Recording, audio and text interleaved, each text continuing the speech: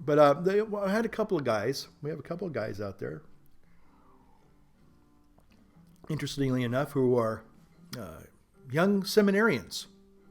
I salute you. I think one's name is Aaron and one is Jordan, I believe. Really nice young guys. And they're studying, I guess they're going to Catholic seminary.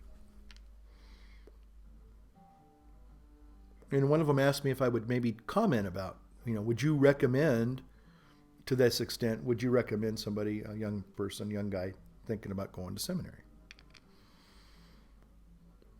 And I made a video, but I wasn't really happy with what I said, because I was preoccupied with other things, and I was just kind of, it was like, okay, I'm going to check this off my list, and I'll talk about it, and I'll be done, and that's it, But after I watched the video, and sometimes I even sit through my own videos as punishment, not all the time, but just to say, well, did I really answer the question? And I struck out. I was like, Steve Reich, Steve Reich, you're up, I know I had one more. I had one more coming, but trust me, it was a strike.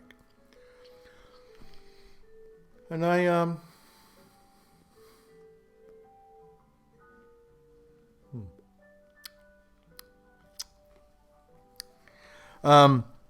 so I thought I would try to respond, with something that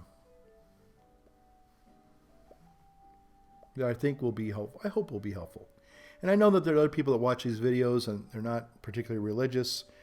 And maybe some people might be interested, and intrigued by, well, what would make somebody want to go to seminary nowadays, And so I thought I would try to just really be honest and really kind of, from a personal perspective, see if this makes sense. And again, this is just my take on, if I was a young person, a young man thinking about, trying to become a Catholic priest today. Because in some ways, you have to choose almost every day your vocation, whether you're a married man with a family, or a priest or religious, or just a single person who maybe has a specialized life. There are such people, artists, I would say, archaeologists maybe, people who, some of those PhD wonderful guys at CERN, and gals. I'm sure there's lots of PhD gals now too. But people who dedicate themselves. I was watching a documentary about Bobby Fischer a couple weeks ago, and Bobby Fischer was never married, never had a family, and he was addicted to chess.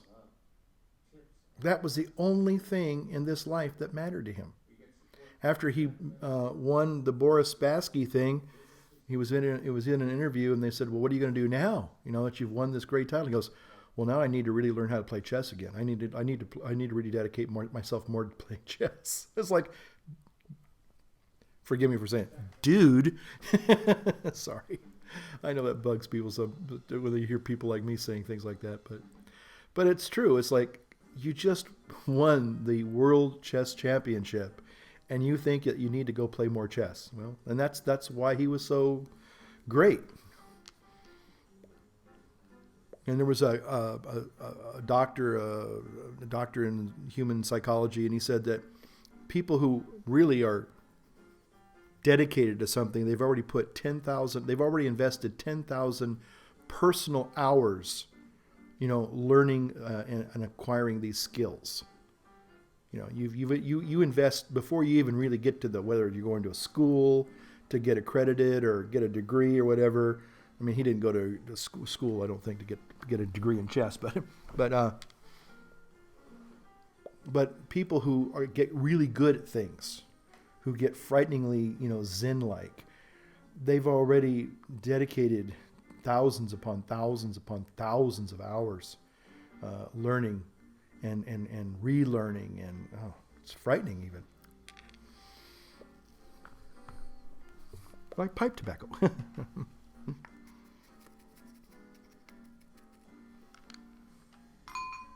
So, going to seminary, I have to just tell you what it was for me. Had nothing to do with. I didn't have parents that were. I wasn't a Catholic, so I didn't come from a Catholic family. So I didn't have a mother or a father or a grandmother trying to get me to be a priest. That was not in my background. Not saying that's a bad thing. I think vocations come from good, faithful families. So that's a good thing. If you're being encouraged to do that, that's great. For the right reasons, that's wonderful. But what attracted me, which and it still attracts me today, I think, is the beauty of the spiritual life. You know, this whole idea that, and again, I know for some people that'll hear this, they're going to think that's ridiculous. That doesn't make sense. You know, you can't prove that. You know, well, again, it's a personal. You know, a vocation is a very personal calling. Okay. And if you don't have it, you don't have it. And there's nothing wrong with that. You know, my spiritual director told me, he goes, okay, look, you know, you don't have to be a priest in order to be a good person or a good Catholic, a good Christian. You can be certainly a respectable married person if that's what God's leading you to. Or you can be, a specialized, like I said earlier, there's specialized ministries now where people go off and be missionaries, or they have special apostolates. So, you know, and there are great lay people now who are going around the world and spreading the faith just as much as any priest or nun or bishop or whatever. And that's not to put down the priests, nuns, and bishops. It's just saying that there's just, you know, a lot of different callings. But it's what attracts you? What is it? There's something. It's like Bobby Fischer in chess. You know, most normal people look at that and go, what's that? What's that all about? A guy playing a stupid board game. You know, was it the intrigue of the carved pieces? I love chess because of just of that. I thought those chess pieces were just fascinating to me. You know, they represented these little figurines, but they had power. You know, they moved in certain ways and could do certain things. And, you know, to me, that was just an awesome. I mean, I love chess. I play chess. I'm not a. No, don't get me wrong. I'm not a real chess player, but I mean, I've played the game and long before I even knew about Bobby Fischer. But I really thought chess was a fascinating, intriguing game. But there was an attraction, and there was an attraction towards, you know, being a padre. And some of the things that attracted me might seem oversimplistic, naive, over sentimental, you know, but that's what it was, you know, that's who I am, you know, and I think there's a need inside of us that we desire to have filled, you know. And if it doesn't get filled, then we look elsewhere too, you know. So, and so anyway, but you know, if you are truly being called, and it's not like, well, I'm being called of God, you know, that's not it at all either. It's just like having a friendship with somebody. You know, you just have a friendship with them, and they're important to you, and you want to get to know them better, and you want them to know you better, and you like doing things with them and for them and being a part of all that. You know, there are a lot of problems in the church today, and I don't need to even go into that. Everybody knows what they are. And it would seem almost like, you know, why? Why would you want to go be a part of something that's so broken and ugly? You know, I'm sure some people think that way. But I would say that, you know, if God is calling you, then why not you? You know, we know that there have been bad priests out there. Okay, don't have to, you know, hash that over, you know, beat that dead horse, you know, again. Why not you be a good one? Why not you make a great example of generosity and charity and honesty and goodness? Why not you try to live for those things? It's not that you're going to be perfect. trust me, you're going to let people down. And you don't, and again, I think I said in one of my videos that one thing I never intend to do is ever let anybody down, but I do it all the time. I do it every day.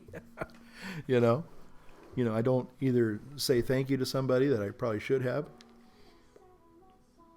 or I don't maybe visit somebody that I should have, or maybe I was a little short with somebody like I was this afternoon. You know, and I said, I'm sorry, I can't help you today. I just can't. And they understood, because you know, you got a wedding right up after this, and I mean, I was running from pillar to post, then trying to also, in my little free moments, figure out my problem with this, and then trying to get the video uploaded. I still haven't gotten the video uploaded, but I got it. I got the problem solved. So uploading it now is just like uploading a YouTube video. So big deal. That's unless YouTube shuts down, which would be great. I mean, in some ways. So.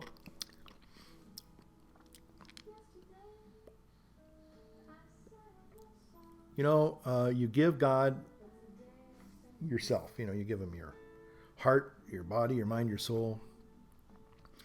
You give him your hands, you give him your voice, and let him make of it what he will. So if you're a person of faith and you're somebody who's thinking about a vocation, you know, be encouraged. You know, don't let the bad apples, don't let the scandals, you know, get you down.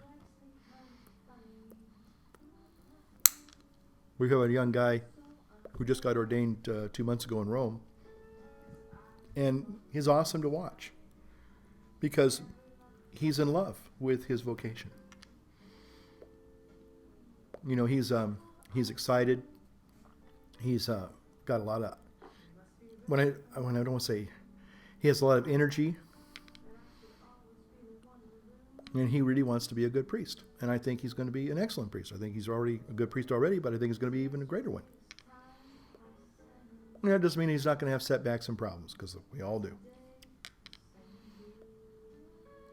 But, you know, I'm encouraged when I see a young person who says, yeah, I want to be a priest. I want to do that.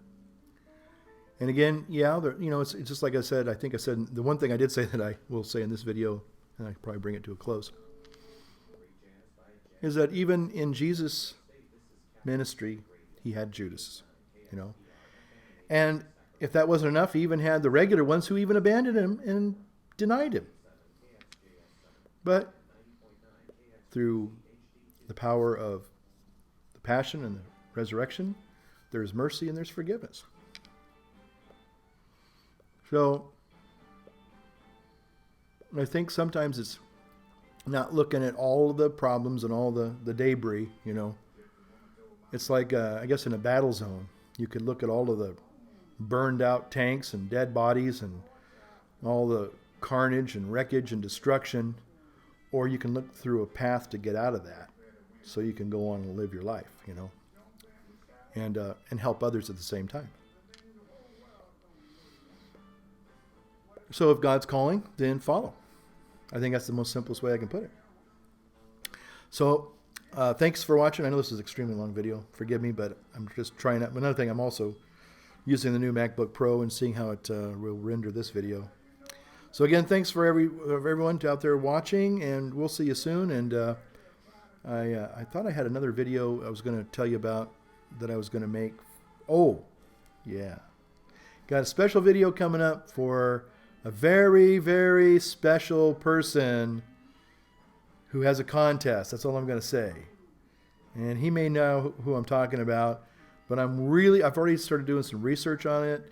I really want to do a good job on this contest entry. Okay. So maybe some of you might know who I'm talking about. And if you do, great. And if you don't, that's okay. You'll find out soon. But I'm working on kind of this fun special video to enter a contest. And it won't be as long as this. I promise. I promise. So help me God. Okay. Light up your world. Light up your pipe. Thanks for watching. Bye.